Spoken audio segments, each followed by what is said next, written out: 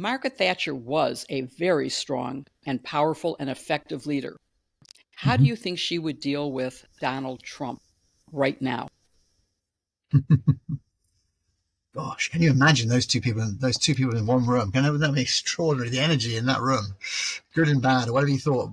And some people say bad and bad because a lot of people don't like her here.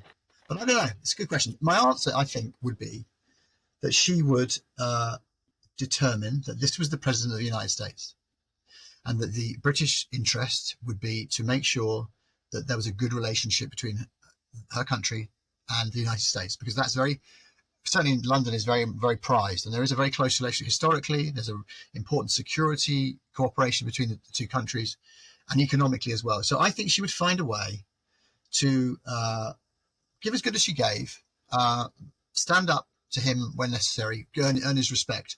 But she wouldn't take the view of, you know, we must condemn him in any way, because she was into real politics. She was into getting things done, and she was into the interests of herself and a government. Welcome back to Just the Facts with me, Jill Wine-Banks, the Watergate girl. And today I have a really special guest.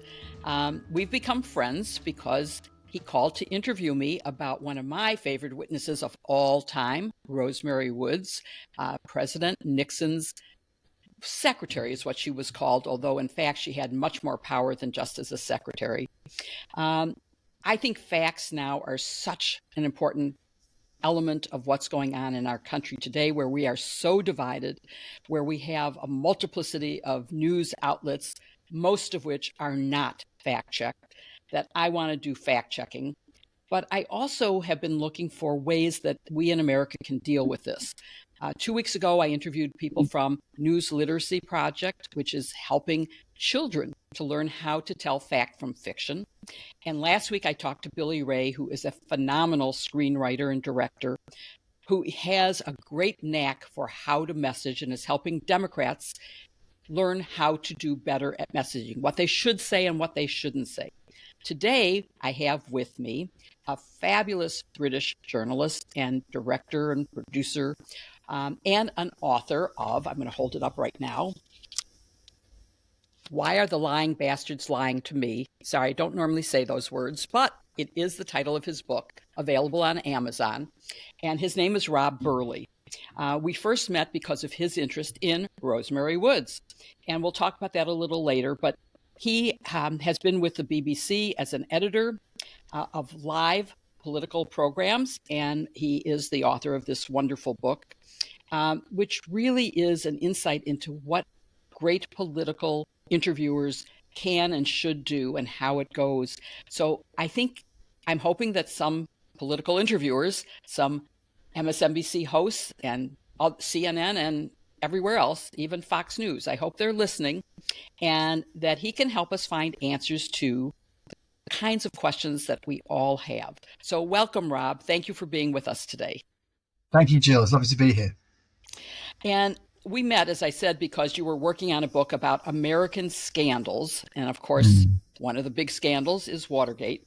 And you were doing a deep dive into some of the characters, one of whom was Rosemary Woods, who played a significant role in my life and in the case because she was blamed for destruction of evidence, for an 18-and-a-half-minute gap in one of the very key tapes that we had subpoenaed for the Watergate trial.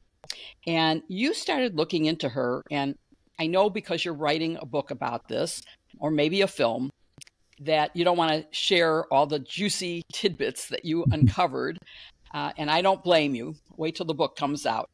But I think there's still a lot that we can talk about, and particularly your book. And I enjoyed it, and I enjoyed the part about Maggie, Maggie, as if I knew her, Prime Minister Margaret Thatcher, Yep. and had a very key interview. And that has now been made into a 2-part series on television. And I was able to watch it. It's on BBC. And It's on Channel 4. It's on Channel 4, just so you know. Channel 4. Okay. And I hope that they will see it. It is a really enjoyable, well done.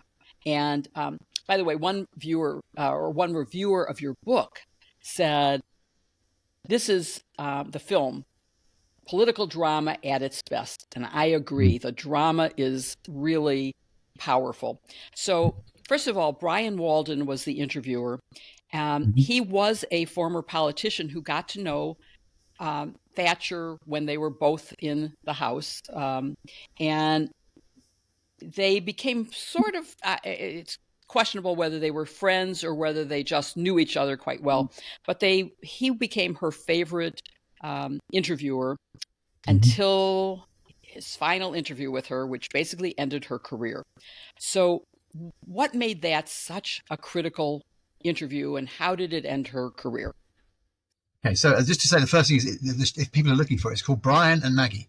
So Brian Walden and Margaret Thatcher, but as you called her, known by many people as Maggie. The first thing to say is it's really important to understand just how dominant a figure Margaret Thatcher was in British politics. Okay, throughout the 1980s, she was the absolute unchallenged leader of the country. No one else could come close. She won 3 general elections. What she wanted to do to the country, she was able to do, which was radical change. She was very close to President Reagan during that period, so she admired America. So up until the point of that interview, which you mentioned, was in 1989, I remember watching as a kid, and then a sort of young adult, a student, and thinking, there's never going to be a day that anyone lays a glove on Margaret Thatcher. And what happened that day was that the interview came after the resignation of her Chancellor of the Exchequer. That's like the Treasury Secretary. Very, very important. Very, very important person in British politics. When that person resigned unexpectedly, this put her in a real crisis. And she was going to be interviewed a couple of days later for, get this, 46 minutes. That was the plan, to be interviewed for 46 minutes by Brian Walden, this guy you mentioned, who she liked, who had interviewed her many, many times. But the difference was, on that day, he did not deliver the interview she expected.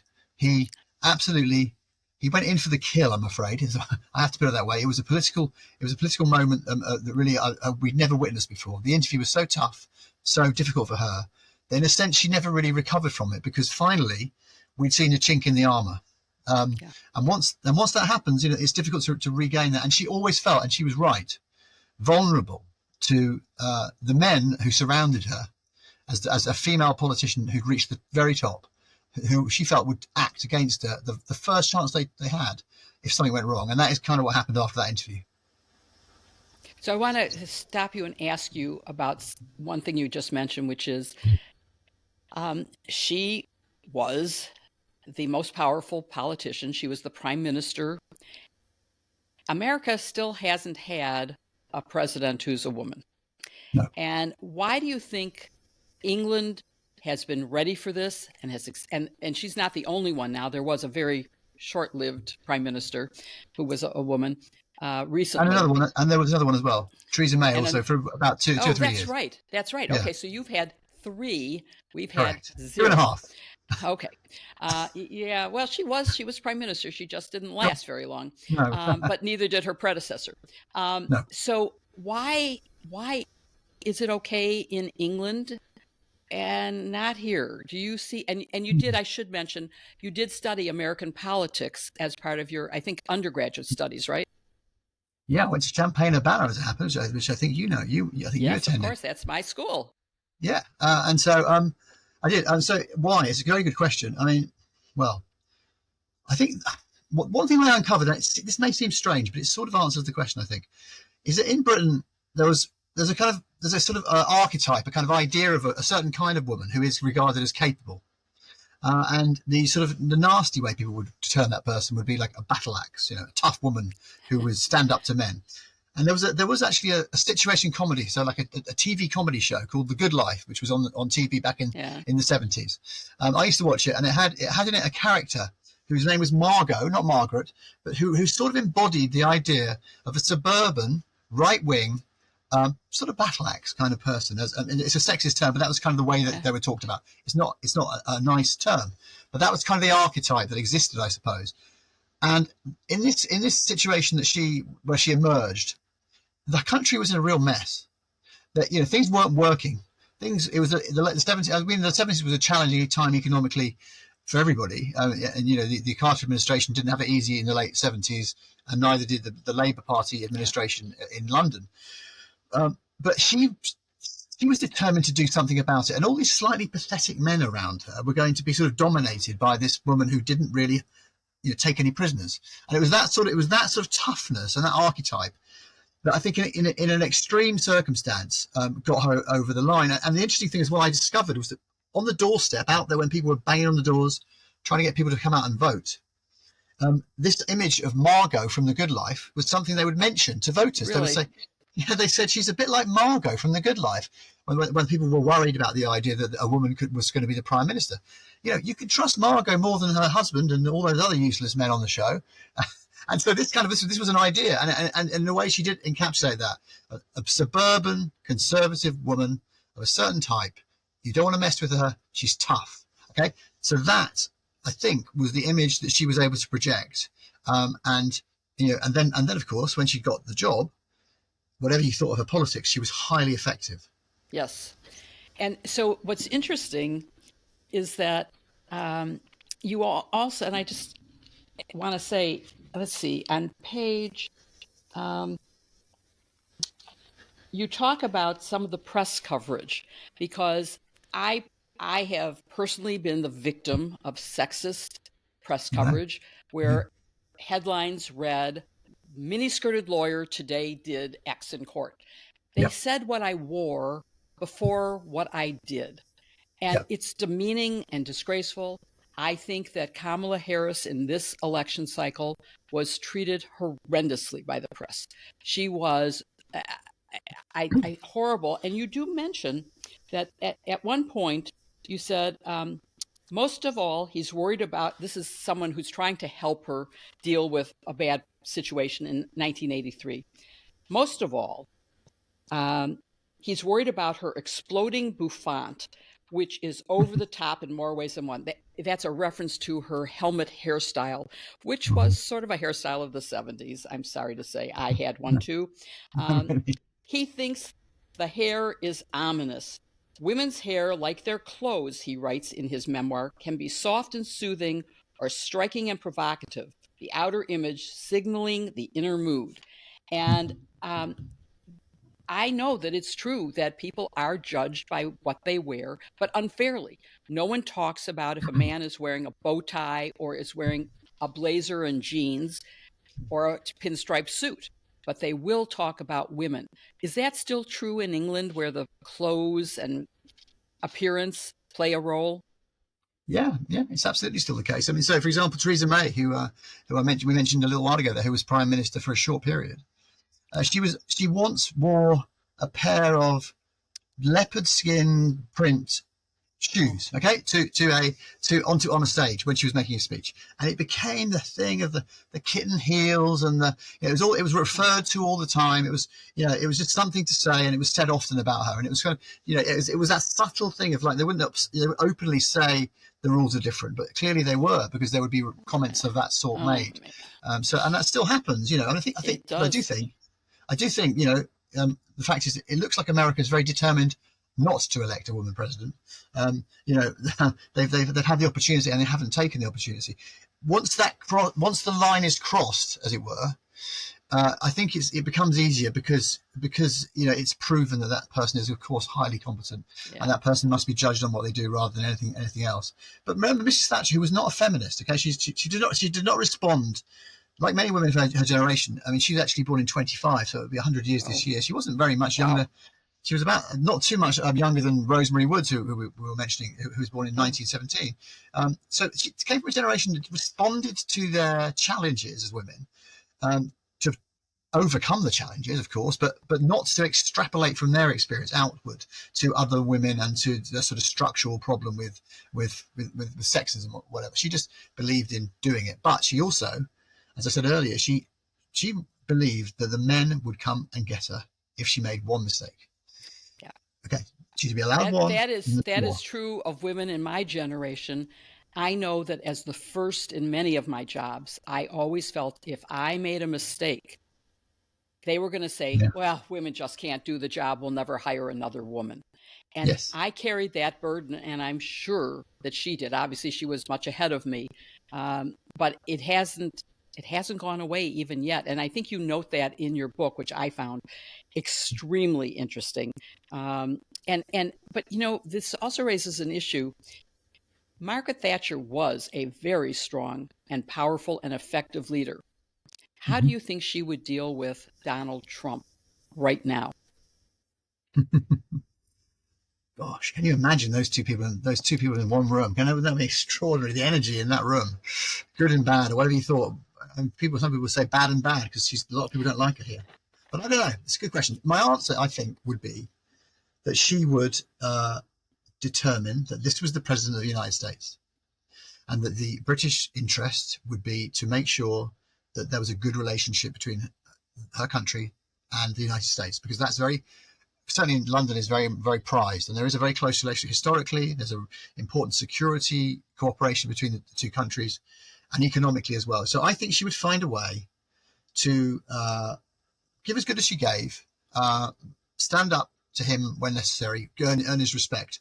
But she wouldn't take the view of, we must condemn him in any way, because she was into real politics. She was into getting things done, and she was into the interests of herself and her government and her country. So yeah, I think it would be interesting. Oh my gosh, it would be interesting, wouldn't it? Well, it's going to be interesting to see what happens now. I Yes. mean, you have threatened tariffs in two of our neighbors, Mhm. and China, which is the China ones are in effect, and it's creating havoc here. Mhm.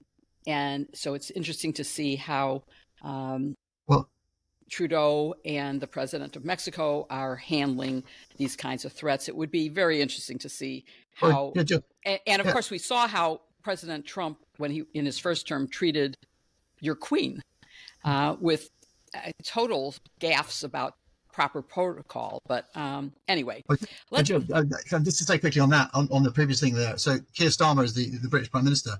Is in a very interesting position because Britain left the European Union, as you Yes. know, and so it's whatever happens to the European Union in terms of those tariffs would not necessarily happen to the UK. It will be very interesting to see whether the close and special relationship between the UK and the United States has an impact on whether there are any of these tariffs or not, and which way the British Prime Minister should be jumping towards the people in Europe, the countries of Europe, or towards the United States. It's an unenviable position to be in, I would say. No, I mean, we certainly have a special relationship with the UK, but we do with Canada and Mexico as well, and that hasn't stopped it. But anyway, let's move to more the subject of your book. And I think that there's a lot that maybe could be learned. One British interviewer said, "What Rob Burley doesn't know about political interviewing isn't worth knowing." So let's move to that subject and get straight answers, or learn how to get straight answers from politicians. In general, let's start with what makes a great interview from your perspective on that side, on the media side, but also what makes a great interview from the standpoint of the viewer, of citizens, of voters. I think for it to be really valuable and successful, people have to learn something. They have to learn something, something useful, something revealing. So the way that I would always approach interviews would be and different people take a different approach to the same thing, really, which would be to say, before you start thinking about what you're going to ask, is what is the truth of the situation here? So try and understand what position the politician you are about to interview is in. I don't mean understand in the sense of sympathise, but just understand all of the challenges they're facing and the solutions they are putting forward. And then from that point onwards, attempt to illuminate that for the audience. So the audience will watch that interview, and at the end of that will come out, unless of course the interviewee has proven themselves very adept, will come out understanding what that truth is. And usually you'd hope that you're right about that truth. But like I say, you have a conversation, and it will go different ways. But that's how I approach it. So I don't think you can just go in with a kind of scattergun of questions. You mentioned in your book about Brian Walden, his method of preparation was really interesting because he would develop a series of questions, and then if she says yes, if she says no, and he would develop the follow-up questions, and he wouldn't let go. He really dug deep. And you also have an example of someone who asked 12 times the same question because, Yeah. and finally said, well, I guess you're not going to answer. So let's talk about those two different methods of preparation and how effective is it to, and this could apply not just to political interviewers on television, but to members of Congress who are questioning witnesses who don't answer their question, who evade it, who have a set pattern of answer, and they keep saying what they want to say no matter what the question. So what's the way to deal with that? What should media and members of the Senate and House who have witnesses who are lying or who are at least evading?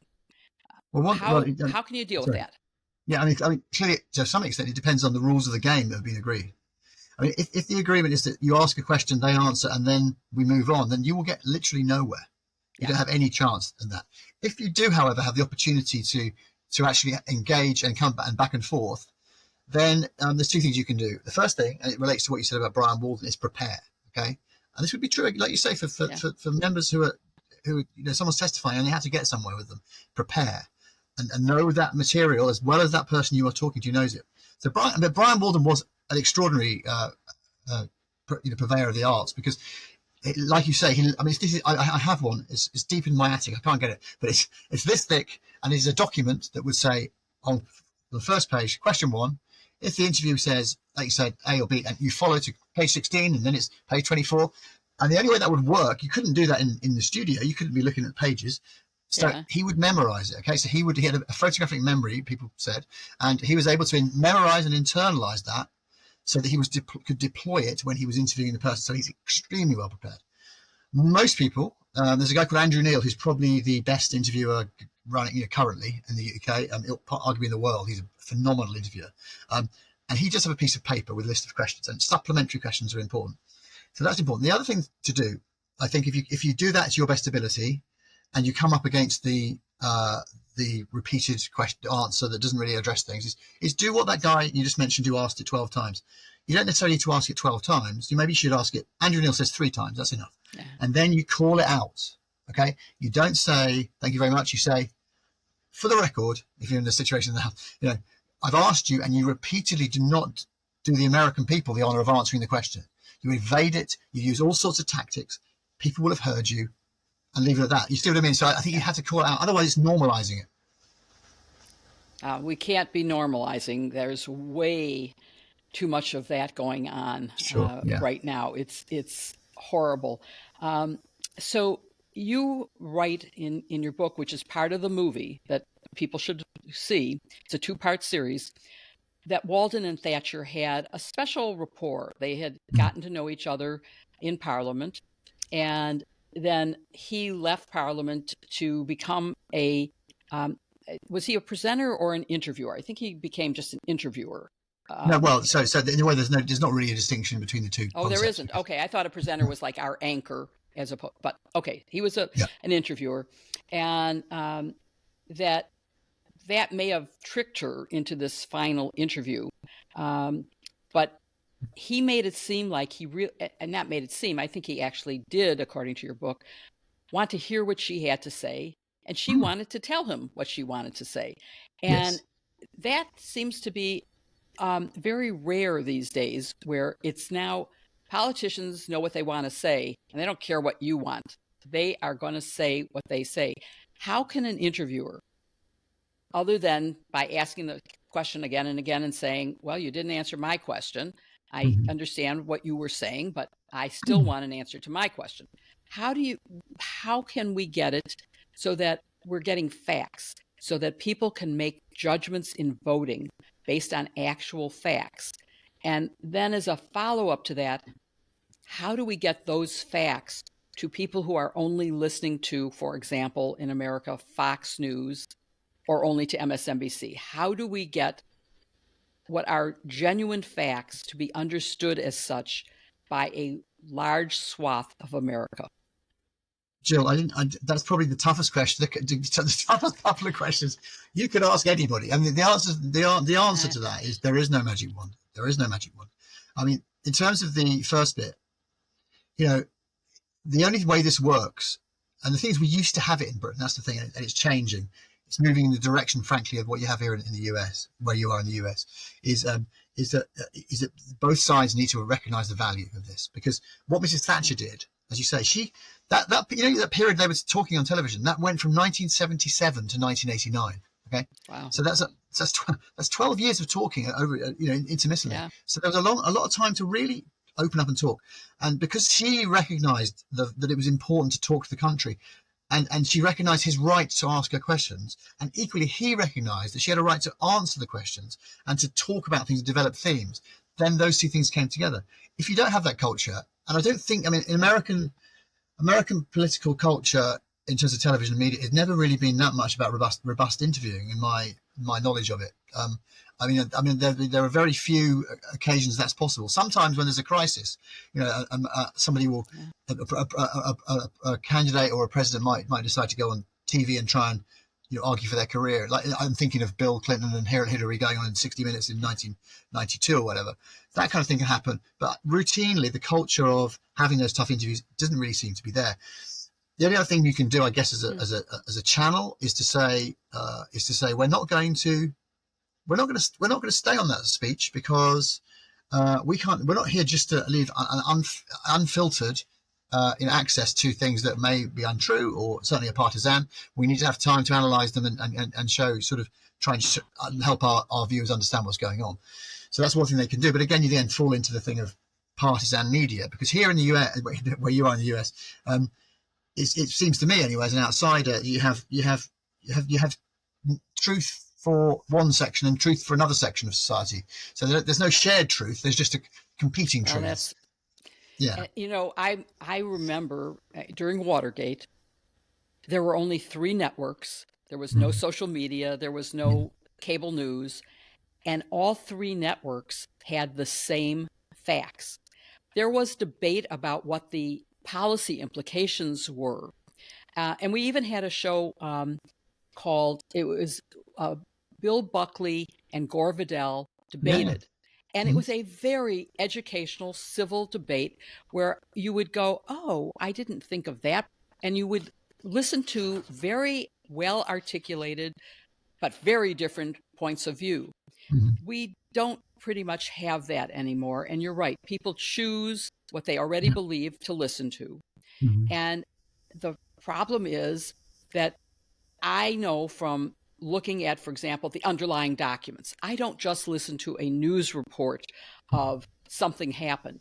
If somebody gets indicted, I read the indictment. If a judge issues a decision, I read the decision. I look at what the facts supporting that are, what the law is, what the cases say. And so I know when I'm listening to the news who is accurately reporting. But most people simply don't. They listen to what they already believe. And that's their job. They've got busy lives. People have got busy lives. They're doing things. They're running around. They're trying to get the kids to their little league game, or they're trying to go down to the supermarket and shop. Whatever they're trying to get there through their lives. They haven't got time to do all those things, and so it's really hard to know how to counter it, really. And echo chambers are just where people live, which is sad. I mean, you mentioned earlier, actually, you said that you'd been talking about kids and how kids should be equipped with kind of the skills that they need to do it. I mean, that's where it needs to start. There needs to be a sort of civic responsibility that everyone takes on board, really, that they have to do the work and pay attention. But in reality, that's hard when you're trying to live your life, and it's difficult. Well, it's not impossible, and I think what's interesting, I'll tell you some of the most interesting parts of News Literacy Project, and anyone can Google them and see if they're in your schools. If they aren't in your schools, you should make sure they are, right, because they are teaching critical thinking skills. Brilliant. They're teaching children to learn to, if something sounds too good to be true, look for a second source, because it probably isn't true. Make sure that you have multiple sources before you say something is a fact.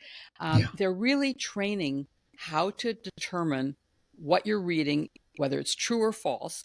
Yes, it takes more time than just saying, well, I'm going to listen to TikTok, to my favorite influencer, and I'm going to believe whatever they say. Or I'm going to listen to any speech by Donald Trump, and I will believe anything he says.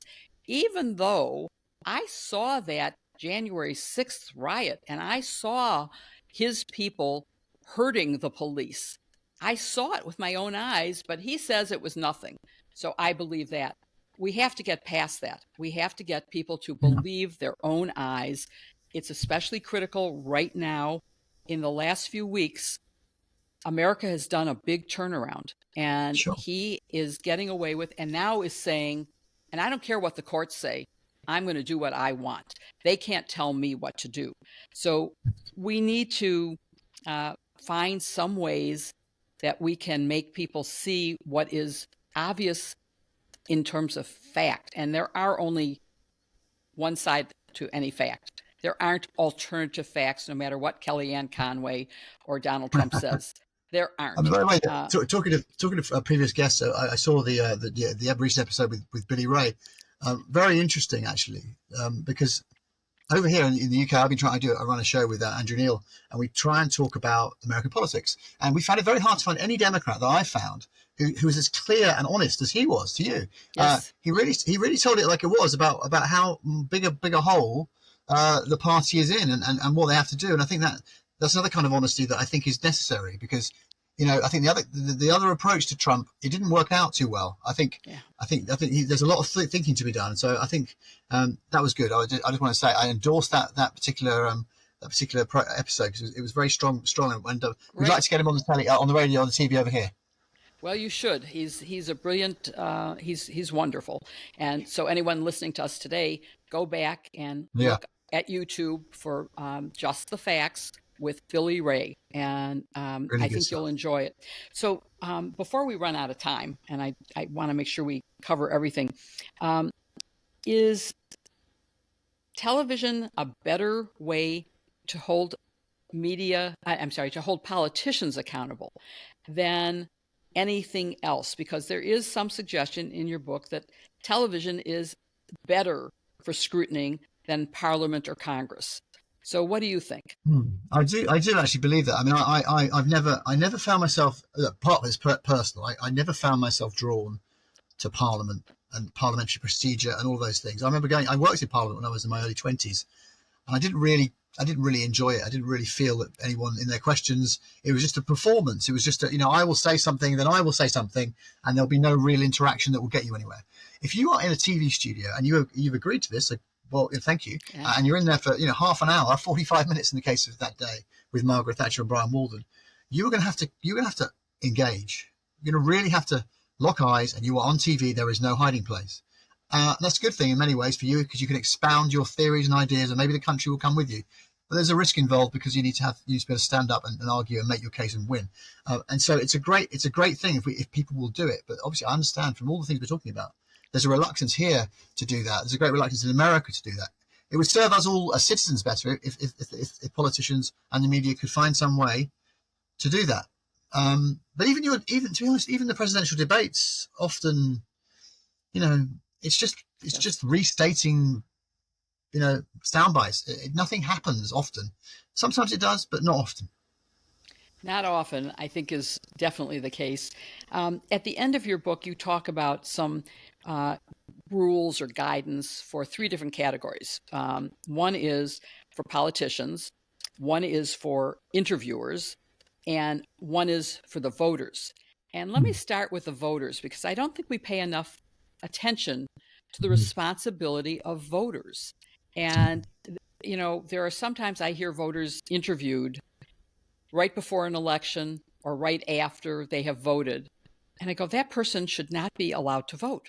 They do not know the basic facts. And well, that's not how it works, Jill.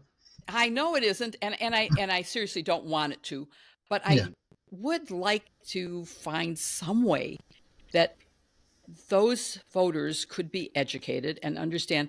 I mean, in America, the Democratic policies are the ones that people like. But then they go and they vote Republican because they think it's actually the Republicans. They just don't get that it's actually the Democrats who support those things. So what are the rules for voters that you have discovered? Well, I suppose, I think essentially what I say is that, I'm not suggesting that this will work, but this is what, in an ideal world, is if you're a voter, you have a responsibility too. You have a responsibility to pay attention, okay? Not to be totally cynical about them. Listen to what they say. think about it, research it, discuss it with your friends and your family, and then come to a view, rather than just in a kind of attitudinal way, just saying I like this side or this side, rather than actually weighing up the actual content of what they're saying. But it's very interesting. We're coming back to the same themes, interestingly, Jill, which is there's two here that have emerged again. One is you ask how. I can't help but think the only way to do that really is through education, and you mentioned that, and then the other way is you mentioned they like those policies. Well, they don't like all the policies. So the other policies that perhaps were a drag on the Democrats were a problem, and the communication of the policies was a problem. So, I mean, for example, if Donald Trump says that we're going to start building cars again in America, okay, back up in those heartlands, up in the northeast, we're going to start building those cars again. Now, it may be, it may not happen, right? The point is that appeals to people more than the Democrats, perhaps in the past, saying free trade is a wonderful thing. Because there's a cost to that, right? So if the party of the left doesn't necessarily, in their view, act in their interest, then you've got a problem. So I do think these things were storing up for a long time. There's a lot of.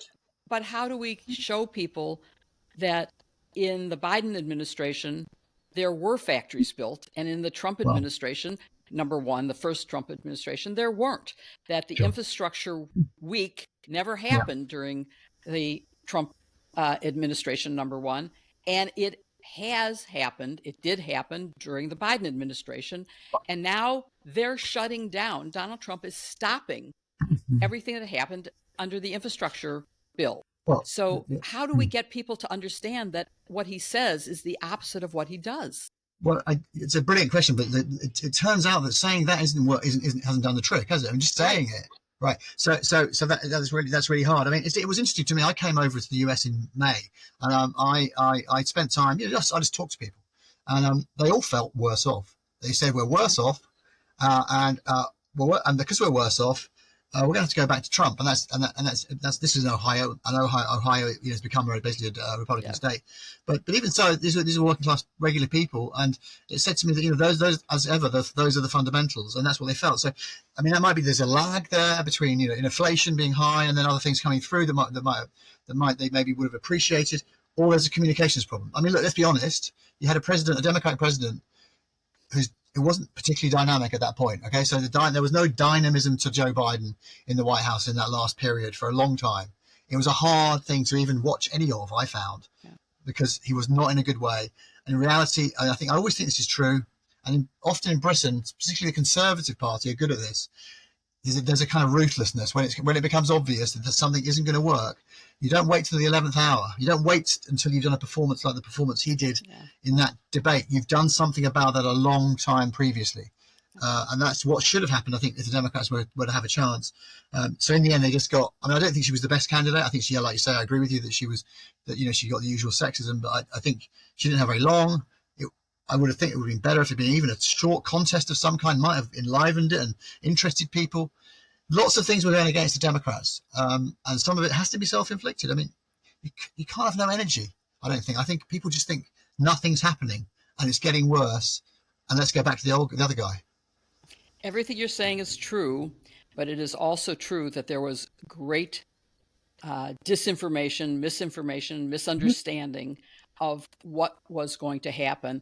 And even those of us who had read Project 2025 and understood what the risk was, did not expect in 3 weeks to see the dissolution of democracy and the Constitution, to be faced as we are right now with a constitutional crisis of the president and vice president saying, I don't care what the courts say, we're not going to do what is legal. We're going to do what we want to do.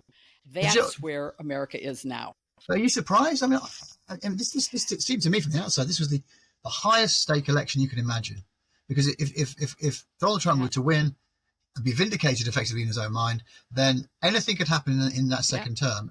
And that's why, some people may think that's a good thing and others will think it's a bad thing. But if you wanted to stop it, action needed to have been taken on Joe Biden a long time ago, and it wasn't. Well, I think actually action needed to be taken in the impeachment, and that we can blame McConnell, who said, well, there's always the criminal justice system to take care of this. And then he voted not guilty, not impeachable. They had to vote not guilty when they knew he was guilty. So I blame them, and I blame the Republicans for allowing him to proceed with what he's doing now. But anyway, let's go back to a happier topic, which is the thing that brought us together, and that was Rosemary Woods, who, for those people listening who don't know, she was a very powerful assistant to Richard Nixon.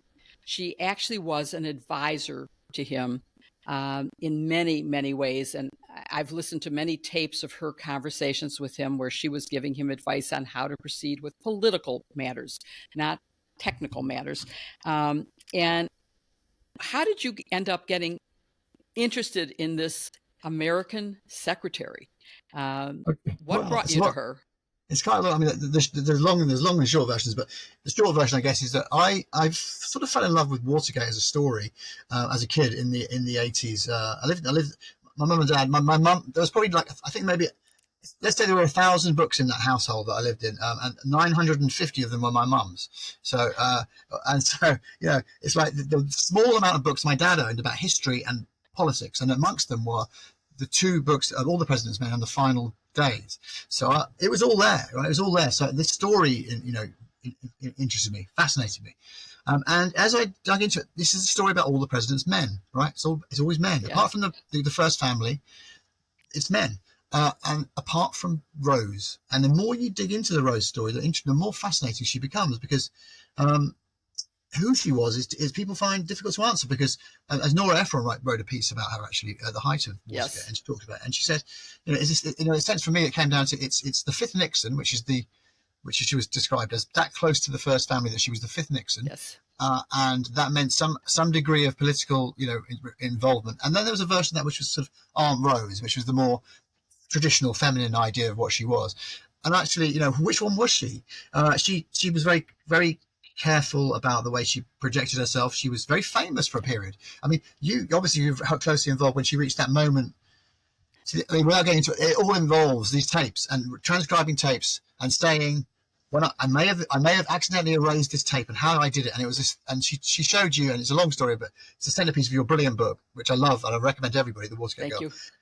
It's a great book. I love it because it talks about all these things, loads of themes about things in America and life, and then this moment with her where she has to demonstrate to you that she could have done this thing that really she couldn't do, and you demonstrated to the world that she couldn't. You had to do that, but it did crush her in many ways. It did. What I hear is it did profoundly crush her. She felt humiliated by the fact that she was regarded as sort of a joke. One thing I did, I looked after the period after that, so say through the 80s and 90s, whenever there was a joke about gaps or things like that, or tapes or something that was in anything like in sports or whatever it might be, one of the go-to things, I just put Rosemary Woods, Rosemary Stretch, and all this, it appears over and over again, just jokes, and she's the punchline. So it was a very interesting human story. And then I also wondered, how did she get to this position? And the fact is, she was in 1950, she was in Washington. She was she was doing secretarial work in Washington, nothing major. By 1952, she was on the route to Venezuela and Watergate and all the things that happened with Richard Nixon and California and everything. And she was right there. So it's an untold story, and it's still a work in progress because it's hard, because she was very discreet. But it's fascinating, and it's been wonderful to talk to you about it, because you're close to the story, but you also, and you know what you had to do, but you're also sympathetic, aren't you, to her? I was, but in writing my book, honestly, I did want to portray her beyond the image of the Rosemary Stretch as the joke that she had become. But all of her friends and all of her, and when we say she was a secretary, she had a huge staff because she was the president's secretary. All of them thought I was the enemy. And I wasn't. I was just doing my job. Oh, I guess that's just like the CIA agents, the FBI agents, the inspectors general, who've all been fired for doing their job in an America that's falling apart. Sorry for diverting, but I couldn't resist. It's hard not to. It's hard not to. And so I did want to, portray her fairly, and people would slam the door in my face and that only came after they were hanging up on me. And I talked to Bob Woodward, who I did not know during Watergate, but met subsequently. And he said, you have to stop calling them. It's too easy to hang up on you. You have to go knock on their door. So I did, and it was slammed in my face because people thought that I had hurt her. And I did. I mean, there's no question, but it wasn't me. She's the one who testified that she did this really stupid thing that was unbelievable and that she seemed like a liar. That wasn't, I just asked the questions. She provided the answers. So, just very quickly, it's interesting. Do you recall? I was looking at Nixon's memoirs. He regarded the tape question, the destruction of evidence thing, as one of the most important things in terms of public opinion in the whole of Watergate. It was. America changed opinions about not just the Watergate scandal, but about Richard Nixon. They saw that there was this horrible thing going on.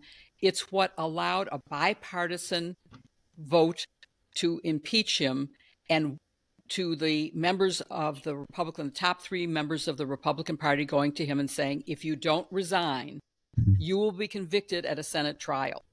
We saw and again, we go back to, they saw the facts, they saw the evidence, and they accepted it. They didn't pretend like there was an alternative set of information. So, but this was a definite turning point. It is in part what led to, even before that, he said, I'm going to ignore the court order and I'm not giving you the tapes.